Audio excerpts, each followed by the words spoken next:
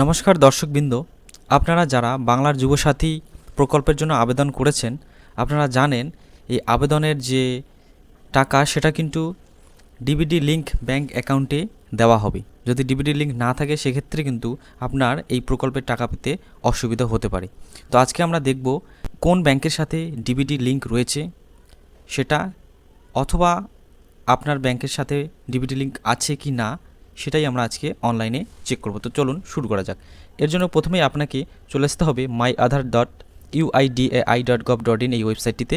এই ওয়েবসাইটের link first কমেন্টে এবং ভিডিও ডেসক্রিপশন বক্সে দেওয়া থাকবে। সেখানে ক্লিক করে আপনি সরাসরি এই পেজটিতে চলে আসতে পারবেন। আসার পর এখানে দেখতে পারবেন লগ ইন, এই লগ ইনে ক্লিক করবেন। তারপর এন্টার আধার, এখানে আপনার আধার নাম্বারটি বসিয়ে দেবেন এবং এন্টার ক্যাপচা, এখানে এই ক্যাপচাটি দেখে দেখে বসিয়ে দেবেন। ক্যাপচা বসিয়ে দেওয়ার সাথে সাথে লগ ইন উইথ ওটিপি এই বাটনটি অ্যাক্টিভ হয়ে যাবে। এইখান থেকে এখানে ক্লিক করবেন। ক্লিক করার সাথে সাথে আপনার রেজিস্টার্ড মোবাইলে অর্থাৎ আধার কার্ডের সঙ্গে যুক্ত মোবাইল নম্বরে একটি ওটিপি যাবে। সেই 6 সংখ্যার ওটিপিটি এখানে বসিয়ে দেবেন এবং লগ ইনে ক্লিক করবেন। ক্লিক করার সাথে সাথে আমরা মাই আধার এই যে ওয়েবসাইটটি রয়েছে এখানে লগ ইন হয়ে যাব এবং এখানে এরকম একটি ড্যাশবোর্ড দেখতে পারবেন। যদি মোবাইলে করেন সেক্ষেত্রে স্ক্রল করে নিচে আসবেন। নিচে আসলে ব্যাংক সিডিং স্ট্যাটাস বলে একটা অপশন দেখতে পারবেন।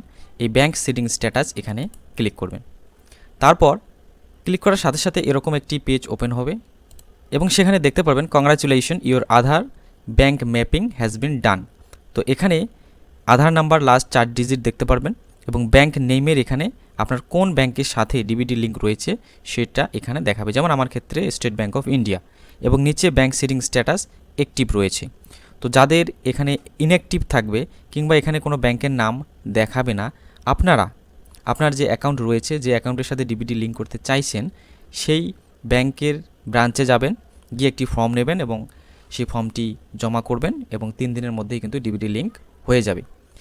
যদি কারো এমন হয় যে কোনো পুরনো অ্যাকাউন্ট যেটা বন্ধ হয়ে গেছে সেটার সঙ্গে এখানে ডিবিটি লিঙ্ক দেখাচ্ছে কিন্তু ওই অ্যাকাউন্টটা আপনি এখন ইউজ করেন না, সেক্ষেত্রে আপনি আপনার বর্তমান ব্যাংক ব্রাঞ্চে যাবেন এবং সেখানে ফর্ম নেবেন এবং ফর্মে উল্লেখ করে দেবেন যে আমার এই ব্যাংকের সাথে লিঙ্ক রয়েছে। সেক্ষেত্রে আপনার পুরনো ব্যাংকের যে পাসবই সেটা কিন্তু সাথে নিয়ে যাবেন। যদি চায় দেবেন, নইলে দেবেন না, তবে সাথে রাখাটাই ভালো। তো আশা করি ভিডিওটি ভালো লেগেছে। ভিডিওটি ভালো লাগলে অবশ্যই চ্যানেলটিকে সাবস্ক্রাইব করে পাশে থাকবে। দেখা হবে পরবর্তী সময়ে নতুন কোনো ভিডিও নিয়ে।